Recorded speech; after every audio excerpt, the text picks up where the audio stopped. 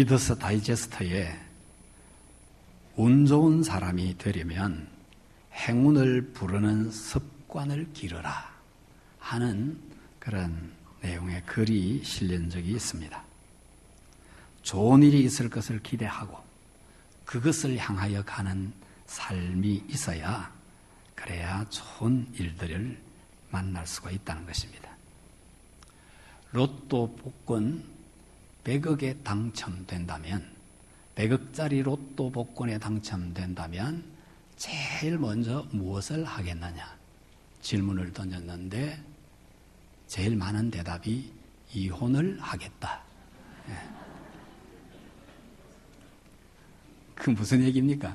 지금 억지로 살고 있다는 거죠. 나지 못해서 어쩔 수 없이 살고 있다는 겁니다. 자식 때문에 또 무슨 경제적인 이유 때문에 여러 가지 조건 때문에 어쩔 수 없이 억지로 살고 있는데 조건만 된다면 뛰쳐나가겠다는 거죠. 자, 그렇다면 로또 복권 100억 당첨되는 것이 행운이 아닙니다. 불운이죠. 운 좋은 사람이 되기 위한 3가지 자세를 이렇게 설명한 내용이 있습니다. 운 좋은 사람이 되기 위한 첫째 자세는 오픈 마인드가 되어야 한다. 열린 마음이 되어야 된다는 것입니다.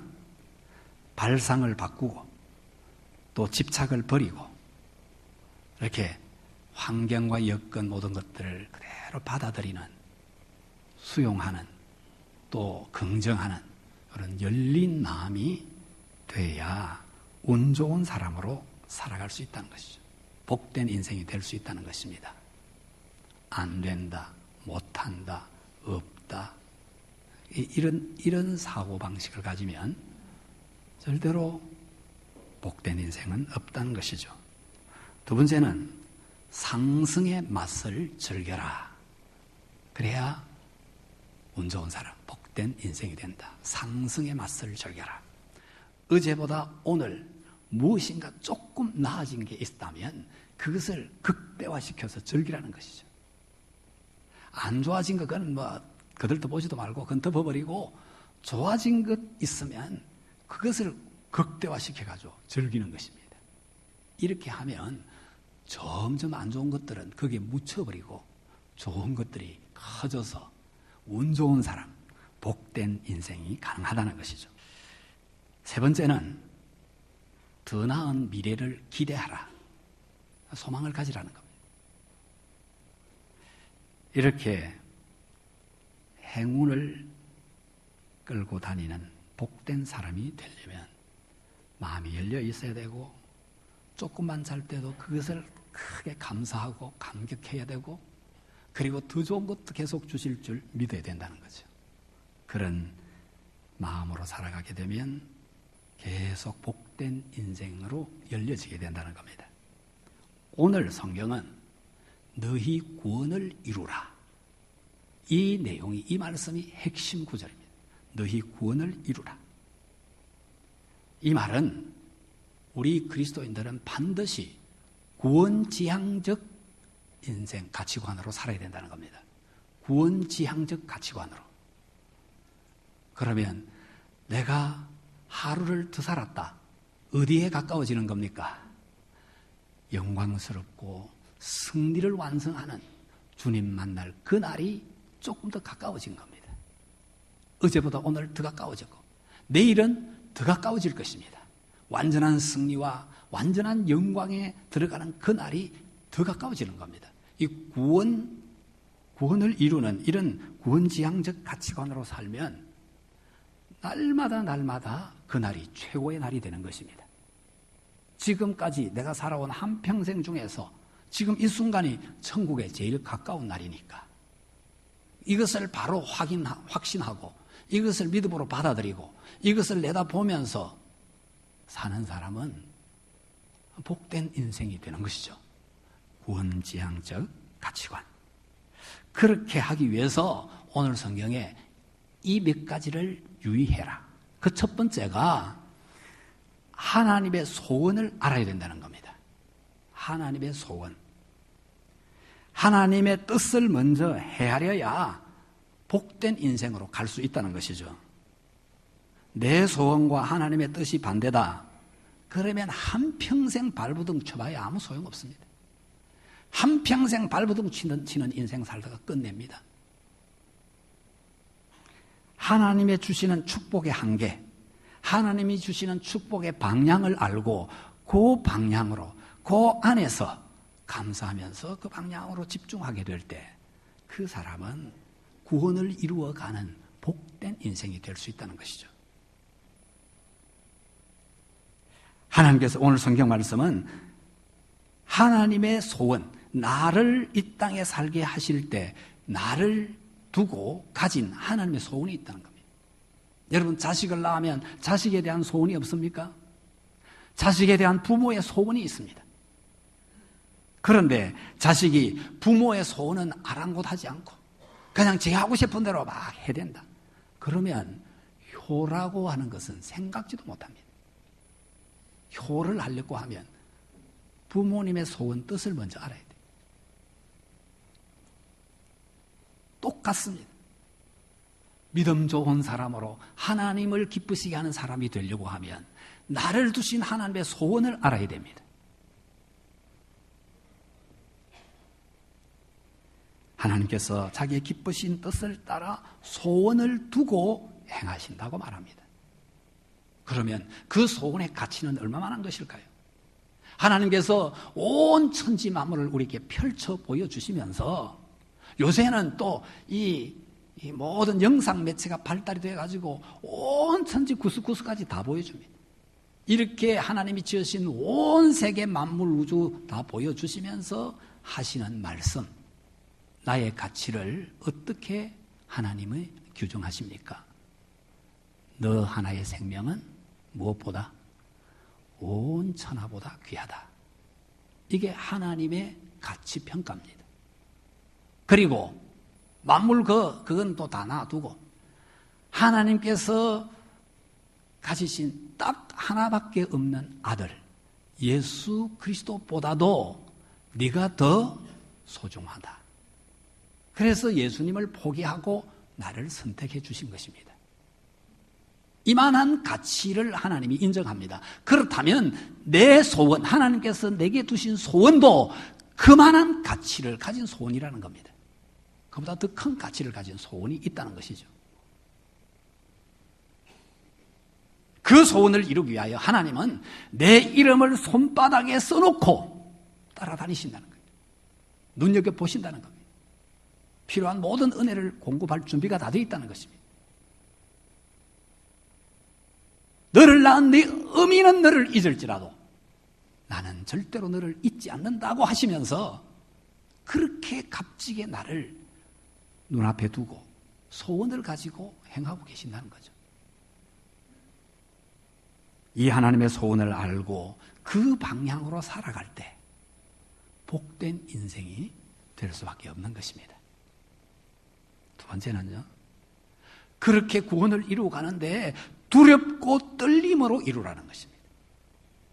그냥 적당히 하나님의 이 놀라운 구원이, 하나님의 이 놀라운 가치를 이루어가는 것이 적당히 그냥 되는 게 아니라는 거예요. 두렵고 떨리는 마음으로.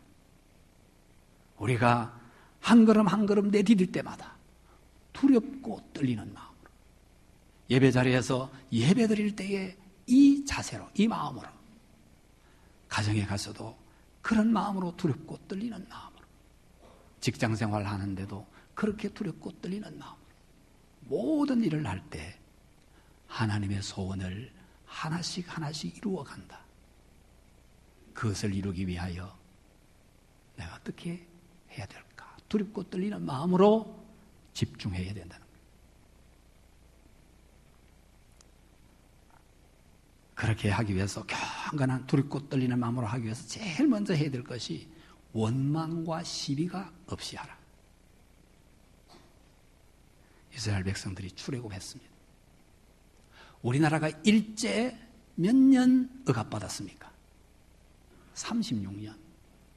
36년 이 억압 생활 견딜 수 없어서 활복 자살을 하는 사람들이 활복 자살을 하면서 칼로 배를 그리고 우리 민족 나라의 자유를 달라, 해방을 달라. 분통을 터뜨리면서, 그리고 폭탄을 터뜨리면서 적의 가슴을 향해 총을 쏘면서 자기 목숨을 내던지면서 해방, 자유를 달라, 이렇게 싸웠습니다.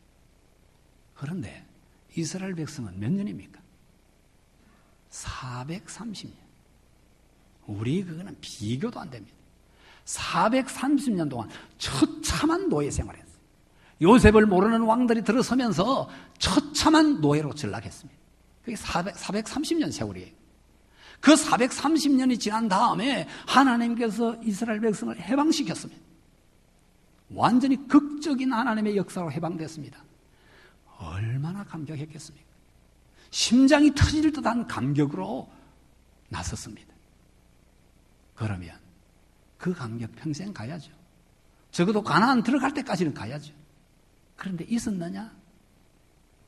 얼마 안 가서 다 무너졌어요. 원망과 시비가 끊임없이 일어납니다. 수많은 사람들이 원망 시비하다가 죽어갔습니다. 차례대로 죽어갔어요. 그걸 봐도 그냥 원망해요. 시비합니다. 옆에 죽어가도. 그래서 결국 출애굽했던 200만이 넘는 1세대 다 죽습니다. 누구만 남습니까? 여호수아와 갈렙 딱 두 사람만 남아요. 두 사람은 어떻게 했습니까? 모세의 시종 노릇하는 겁니다. 모세를 그냥 하나님 받들듯이 그렇게 섬겼어요. 거기에 불평과 시비는 없습니다. 그래서 이 두 사람만 살아남았어. 가나안 땅 밟은 정복자, 승리자가 됐습니다. 하나님의 약속이 어떻게 이루어지는지를 몸으로 체험할 수 있게 됐습니다. 그것만이 아니지 않습니까? 이스라엘 백성들 처음에 하나님께서 만나를 내려주셨을 때 뭐라 그랬습니까? 놀래가지고 일어나서 나와가지고 이것이 무엇이냐? 감동해가지고 감격해가지고 생전 처음 보는 거 보게 돼. 이것이 무엇이냐? 그래서 그 이름이 만나 아닙니까? 이것이 무엇이냐? 이게 이름이 됐어요. 그런데 그 감격이 얼마 갑니까? 오늘도 만나, 내일도 만나, 모레도 만나. 지난주일도 또 설교, 성경 말씀 그 설교, 또 오늘도 그 설교. 그러니까 원망하기 시작합니다. 여기는 부추도 없다, 마늘도 없다. 저기 고기 삶는 거기에서 고기 가마 곁에서 삶으면서 찍어 먹던 그때가 그립다. 이런 정신없는 소리예요.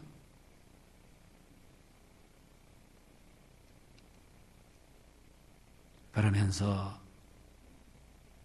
심지어 모세를 돌로 때려 죽이려고 그래요.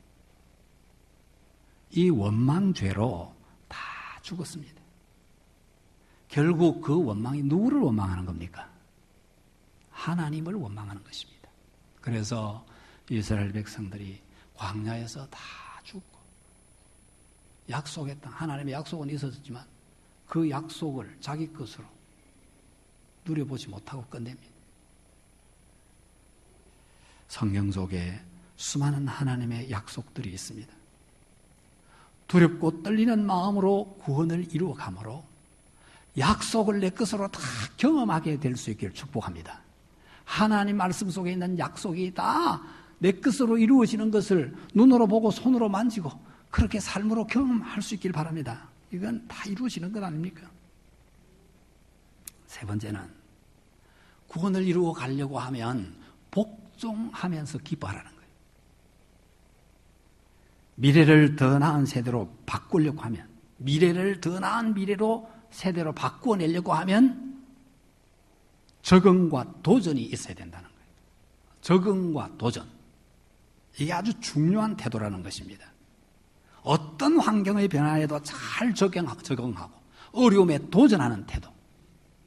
환경은 받아들여서 적응하고 어려움은 극복해내는 도전정신. 이것이 다음에 아름다운 미래를 만들고 연다는 것이죠. 적응, 순응, 이건 누가 하는 겁니까? 적응하고 순응하는 것은 순종하는 사람만이 할 수 있는 것입니다. 순종하는 사람에게는 적응이 아주 쉬운 것입니다. 그런데 교만한 사람은 적응을 잘 못합니다.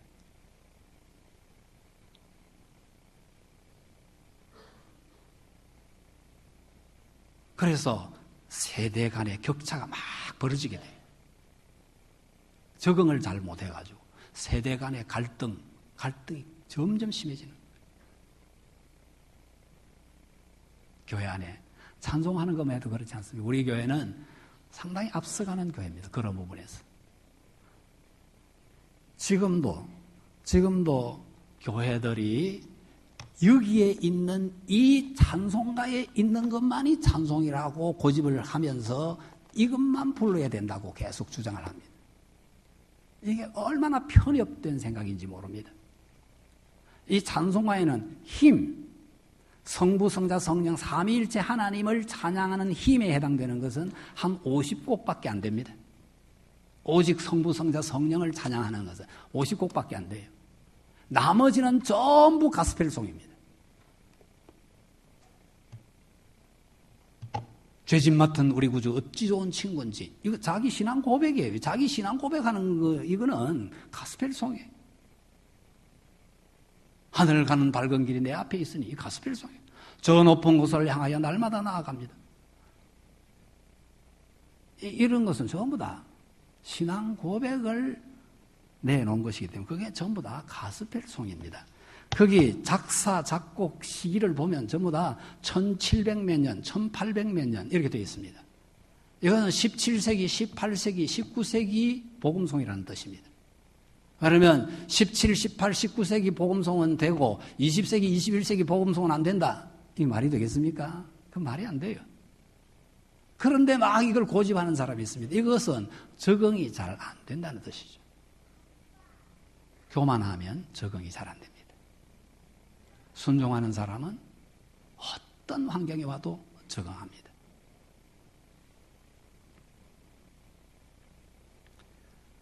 오늘날은 복종과 순종이 없는 세대입니다.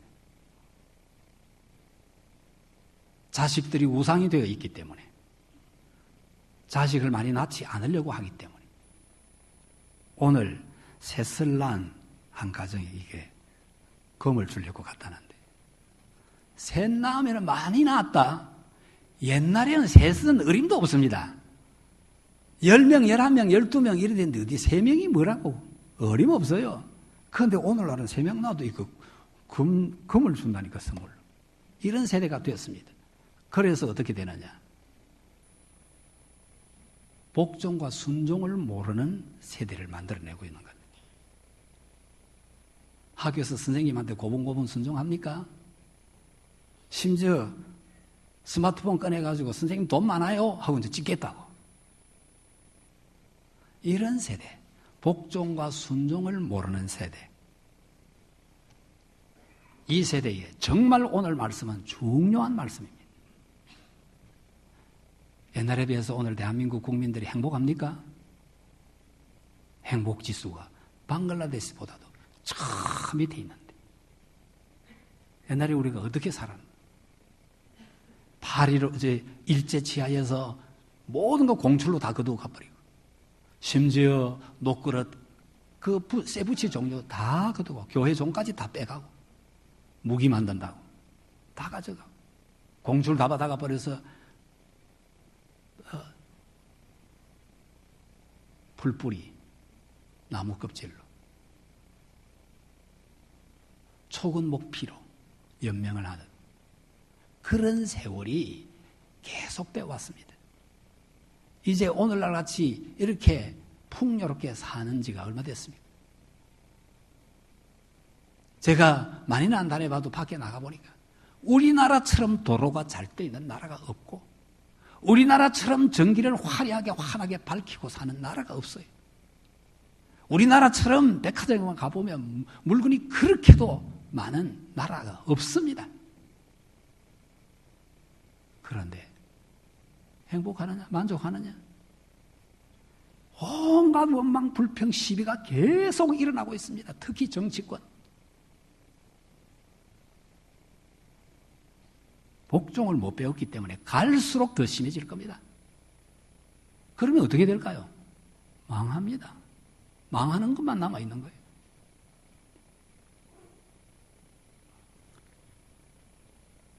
내 뜻대로 마옵시고 아버지 뜻대로 하옵소서. 여기에 승리가 있고 여기에 영광이 있고 여기에 복된 삶이 있다는 사실을 잊지 말아야 합니다. 스펄전 목사님에게 한 청년이 와서 이렇게 말했어요. 목사님, 제가 오늘부터 교회 순례에 나서려고 합니다. 모든 교회들을 다 돌아본 다음에 완전한 교회를 찾아서 제가 그 교회 가서 한평생 헌신하려고 합니다. 스펄전 목사님이 참 좋은 생각을 했네.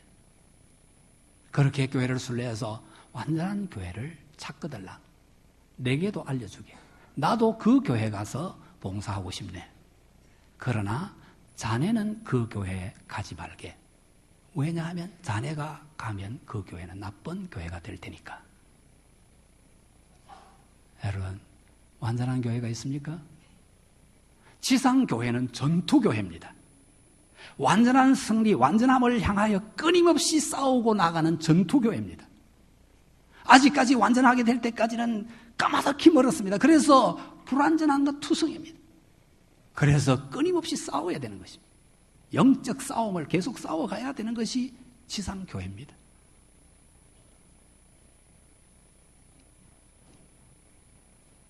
세상이 복잡합니다. 그러나 그 복잡한 사건들이 얽히고 설키고 벌어지고 있는 동안에 하나님의 선하신 뜻이 이루어지고 있다는 사실을 알아야 합니다. 하나님은 그러한 온갖 인간들의 폭력과 강교함과 교활함과 원망과 시비 가운데서도 하나님은 자기 뜻을 이루어 가십니다. 가룟 유다가 배신을 해서 예수님을 팔아먹어도 하나님은 그것을 통하여 하나님의 뜻을 이루십니다. 그것을 볼 줄 알아야 합니다. 바로도 쓰임을 받고 모세도 쓰임을 받지만 바로같이 쓰임 받으면 안 되는 거죠. 복종함으로 완전을 향해, 하나님의 뜻에 복종함으로 완전을 향하여 한 걸음씩 다가가는 것입니다. 이것이 지상교회의 삶입니다. 모습입니다.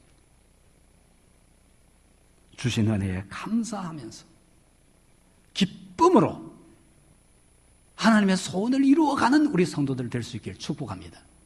두렵고 떨리는 마음이 없이는, 복종과 기뻐하는 마음이 없이는 구원을 이룰 수 없습니다. 그건 불가능한 것입니다. 더우면 더운 대로 감사하시길 바랍니다. 그 더운 중에 하나님은 놀라운 은혜로운 역사를 만들어 가십니다. 추우면 추운 대로 감사하시길 바랍니다. 그 추위를 통해서 하나님은 또 좋은 일들을 만드십니다. 바울 사도의 삶의 자세를 우리는 배워야 합니다. 바울 사도는 자신이 관제로 부음이 될지라도, 자신을 완전히 꽉 잘라가지고 갈아서 잘라서 재물 위에 뿌려지는 피가 될지라도 나는 기뻐하리라. 하나님의 역사가 이루어지는 것을 보면서 모델 교회를 지향하는 소명교회가 한 걸음씩 전진하는 것을 보면서 내가 그렇게 부음이 될지라도 기뻐하리라. 구원을 이루어가는 그 일에, 그 대열에 변함없이 서서 뚜벅뚜벅 하나님 주신 목표를 향해 소원을 이루어가는 우리 성도들의 삶이 될 수 있기를 축복합니다.